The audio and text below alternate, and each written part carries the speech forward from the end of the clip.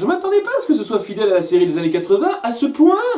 En termes de ton, en tout cas, parce que là, j'ai vraiment l'impression d'être devant une version remise à jour de ce que renvoyait la série des années 80.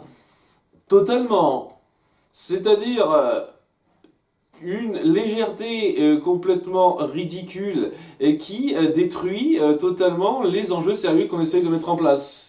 Hein, j'exagère peut-être un petit peu le trait, mais c'est exactement ce que je ressens là. Autant avant, il y avait ça à une quantité non négligeable, mais pas au point que ça gâche vraiment le récit. Là, on atteint un petit peu ce stade, hein, un petit peu. Et je commence à en avoir marre. J'en ai marre de traiter des séries comme ça. Ça me fait chier de répéter sans arrêt les mêmes critiques. Mais bordel, j'ai l'impression que 75% des séries actuelles font les mêmes délires. Et j'espérais vraiment ne pas tomber sur une série comme ça avec She-Ra. Je veux dire, pour tout ce que je peux dire de mal sur Steven Universe, quand ça faisait de l'humour, c'était jamais au détriment des enjeux principaux. Ou alors très rarement. Les enjeux principaux, quand ils étaient sérieux, eh ben, on traitait ça au sérieux, merde.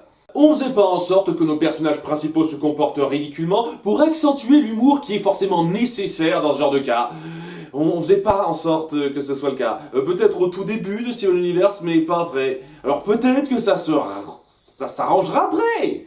Hein, je vous cache pas que ça commence à me saouler qu'on me dise ça va s'arranger après, mais c'est le genre de choses qui va pas grandement aider à entrer dans le bain. Là, c'est la phase de recrutement. En gros, on découvre les princesses qui vont former la grande coalition de She-Ra au fur et à mesure. C'est une troisième princesse qu'on voit, Entrapta. Je suis pas sûr du tout que celle-là fasse partie de la série originale au passage. Hein. Vu son gimmick, ça me surprendrait un peu, mais faut voir. Hein. N'hésitez pas à me reprendre. En tout cas, voilà ce qui va se passer. L'histoire de base, si on la résume comme ça, elle est bien. C'est juste comment on l'illustre au long de cet épisode de 20 minutes qui, pour ce qu'il raconte, aurait pu durer 10 minutes et qui me saoule un petit peu, je vous cache pas.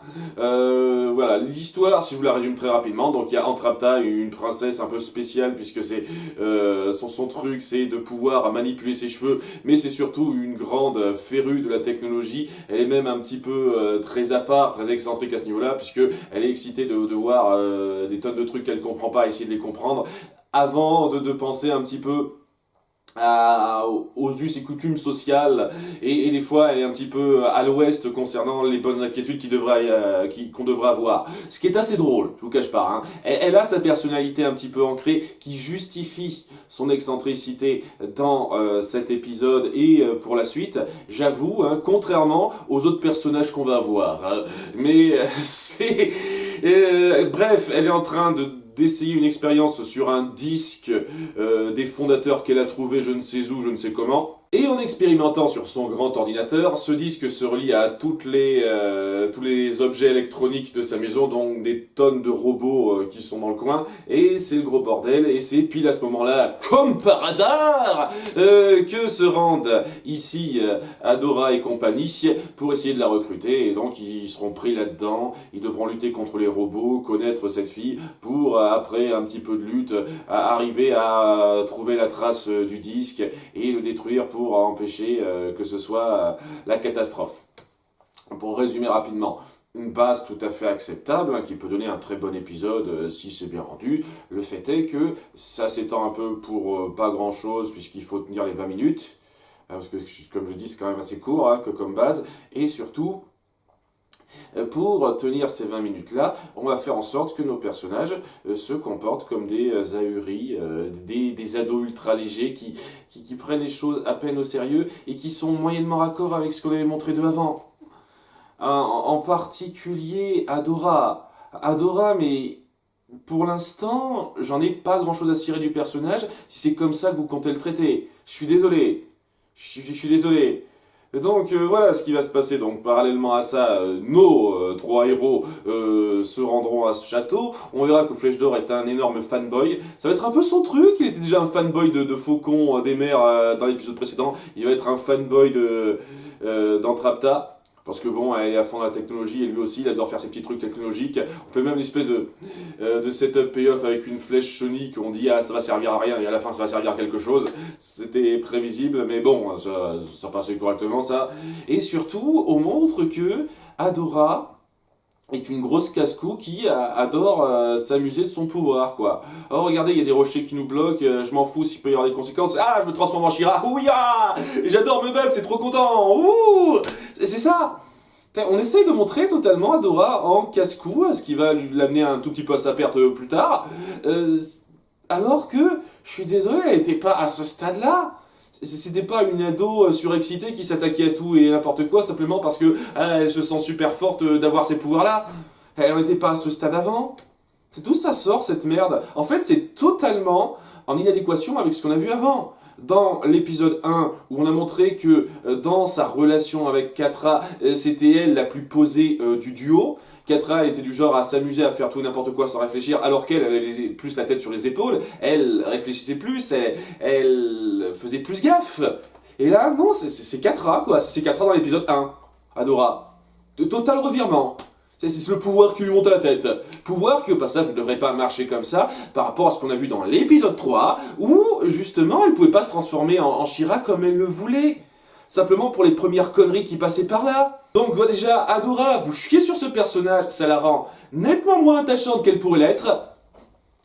Et on va avoir une espèce de considération assez insultante de la part de Catra et de Cynthia envers Flèche d'Or, comme si elle le voyait de haut parce que il était plus posé, plus technique qu'elle, et en plus de ça il a moins de pouvoir. On essaye d'appuyer un petit peu ça, on sent pas non plus qu'elle le voit de haut pour ça, mais c'est un peu le message qu'on essaye de faire passer dans cet épisode. Et je suis désolé, mais à quel moment on a considéré que Flèche d'Or était un petit peu inférieur à nos deux princesses avant ça?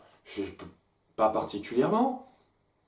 Je veux dire, ouais, Flèche d'Or, ça a jamais été le grand gars qui accomplissait énormément, mais il était présent dans la bataille, il contribuait, et on l'a jamais vu de haut. Là, on essaye d'appuyer un peu qu'on le voit de haut par rapport à ses compétences. Ok, c'est super, merci. Il y a vraiment besoin d'appuyer ça pour faire votre message à la con, qu'on verra un peu plus tard, hein, qui avait déjà été un tout petit peu appuyé avant, donc... Enfin bref, va y avoir donc nos héros qui se rendront au château en faisant gaffe à rien sauf Flèche d'Or, donc on voit tout de suite où ça va venir ça, tandis qu'ils finissent par se rendre compte que l'endroit est infesté par les robots. Voilà, les robots totalement corrompus par cette espèce de disque des fondateurs dont on n'explique pas la provenance, ni ce que ça fout là, ni c'est quoi le but du truc. Personne ne se posera de questions à la fin, à part donc Entrapta, mais personne ne se posera de questions, alors que ça pourrait être intéressant, mais bon. Et donc ils essayent un petit peu de se battre. Au bout d'un moment, il y aura Adora et Cynthia qui se sépareront de Flèche d'Or, qui lui aura sa petite aventure à part, et elles tomberont sur Entrapta, donc, qui, je le redis, a une personnalité assez sympathique. Dans un meilleur scénario, je pense que je l'apprécierais beaucoup. Là, telle qu'elle, elle peut promettre, si on la fourre dans les meilleurs scénarios, qui ne rabaisse pas tous les autres. Voilà, elle passe bien, là, Entrapta, et donc elle fait un petit peu le topo avec nos héroïnes, tandis qu'une fois de plus, Adora, tu casse-cou débile. Elle voit un robot contrôlé par cette espèce de disque à la con, et plutôt que de le défaire en un coup en tant que She-Ra, elle se dit je vais te détruire, saleté! Elle fait des tonnes de coups comme ça en mode berserk, c'est quoi ce délire, pour que ça permette à son épée de se faire corrompre. Parce qu'elle aussi, elle vient des fondateurs de cette épée, donc à cause de cette espèce de virus truc-muche dû à ce disque, et ben son épée est corrompue, et à cause de ça, elle est totalement zappée. She-Ra, elle ne peut plus se transformer en She-Ra, elle tombe dans les pommes, et ça l'affecte même personnellement, puisque elle est totalement dans les vapes, quoi. Elle comprend pas ce qui se passe, elle dit oh, qu'est-ce que j'ai fait là, je comprends pas, pour le gag une fois de plus, parce qu'on ne peut rien appuyer sérieusement, hein, pour faire des tonnes de moments où ce sera censé être drôle autour de ça. Et si vous voyez donc, ça aide beaucoup à appuyer notre héroïne, de la montrer être conne et ridiculisée à ce point. Ça aide beaucoup à être attaché, je vous jure, hein, je suis à fond derrière elle là. Hein. Et donc, au bout d'un moment, il y aura Cynthia qui essaiera un petit peu de prendre le flambeau, de la gérer en suivant Entrapta qui est une fois de plus un peu à l'ouest. Genre elle pense un peu aux priorités, mais dès lors qu'il y a un intérêt un peu scientifique de découverte, elle a tendance à partir un peu ailleurs. Une fois de plus, j'aime bien Entrapta, donc elle essaye de gérer ça, mais elle n'arrive pas à aller jusqu'au bout de la mission parce que l'endroit où est détenu le fameux disque est gardé par des tonnes de robots et elle ne peut pas les gérer toute seule. Donc il y a un petit problème, mais c'est là que Flèche d'Or et compagnie vont intervenir, parce que parallèlement, donc, Flèche d'Or tombera sur le personnel des cuisines de 3 personnes. Voilà, et au début, ces gens-là se disent, ok, on va rester là, on a des provisions, on va tenir quelques mois en attendant que ça se tasse. Mais Flèche d'Or dit, non, on peut pas rester là comme ça, rien faire, on va participer. Les autres sont un peu peureux, mais ils disent, ok, très bien, on participe au combat. Et en faisant des actions un petit peu random, ils se rendent compte qu'ils sont assez doués pour lutter contre des robots. Ce qui arrange quand même pas mal la chose parce que vraiment des robots ça devrait pas se battre en un petit coup de plat au visage ou une connerie comme ça, mais c'est des robots très fragiles. Très fragiles, ils arrivent à les battre assez facilement en fin de compte. Ce qui fait qu'ils arrivent à s'éloigner un petit peu de là et se barrer. Seulement voilà, Flèche d'Or finit par voir le signal des princesses et se dit qu'elles risquent d'avoir besoin d'aide, donc il faut aller à leur secours. Et les autres se disent « Ah non, on peut pas !» Et c'est là qu'il fait un discours de 15 secondes, mis en scène de façon... Mais vous pouvez pas me faire croire une seule seconde que ça veut être pris au sérieux. On a une espèce de musique grandiloquente, à peine exagérée, une espèce de bulle derrière lui à cause d'un robot qui a été décapité, et lui qui fait ce discours-là, les autres qui font des gros yeux pleins d'étoiles. Je veux dire, ok, c'est de la parodie là. C'est du gag, ça n'a rien qui veut y être pris au sérieux. En fait, c'est moi qui vois ça très mal depuis le début. C'est une grosse comédie en fait. C'est pas une histoire sérieuse. Je vais voir ça comme une grosse comédie. Ok, je vais essayer de m'insulter pour la suite. Hein. Si ça continue comme ça, je vais pas prendre ça comme quelque chose de sérieux, comme une grosse comédie, ok. Très bien, je veux bien, il faut que je m'ajuste. Hein. Au bout d'un ou deux épisodes, je me ferai ça va être une grosse comédie loufoque où je dois rien prendre au sérieux. Ok, très bien. Donc il finit par les convaincre. Elle se rue, ils se ruent tous là-bas pour aider les princesses, et ouais, c'est son grand moment de gloire à Flèche d'Or, qui, grâce à ses capacités et à sa façon dont il a convaincu ultra rapidement, grossièrement les autres, parvient à détruire le disque central et se prouver aux autres, alors qu'Adora est libérée, parce qu'il suffit de détruire le disque pour que tout s'arrange. Entrapta est contente de ce qui s'est passé, exaltée par cette nouvelle coalition qu'ils ont mis en place, donc elle est totalement d'accord pour faire partie de la bande, et même de leur créer des armes si besoin. Donc il se barre en étant content de ce qui s'est passé. Flèche d'Or qui peut se vanter un petit peu face aux filles qui s'excusent de l'avoir maltraité avant. Parce qu'il a eu des bonnes idées, c'est celui qui a grandement sauvé la situation. Tandis qu'Adora, apparemment, n'a pas appris grand-chose, puisque lorsqu'elle voit un gros rocher qui leur barre la route, elle se dit « Ouais, chiant !» Voilà, donc on n'a même pas appris grand-chose de cette aventure, en fait. Et pour terminer, un petit épilogue où Entrapta est un peu satisfaite des résultats en dépit des dégâts matériels qu'il y a eu et se dit ok, en faisant un peu gaffe, je peux renouveler l'expérience et faire en sorte que ce soit plus probant en termes de résultats. Et voilà, elle est en train de réassembler le disque et j'imagine que ça rejouera un rôle plus tard. Et c'est une question que devrait se poser facilement tout de suite Adora. C'est lié à la technologie des fondateurs, technologie qui est en lien avec son épée. Elle ne devrait pas pouvoir se poser quelques petites questions à ce niveau-là, essayer de demander ce qu'il en est. Non, ils partent juste, ils sont contents d'avoir recruté quelqu'un d'autre. Voilà.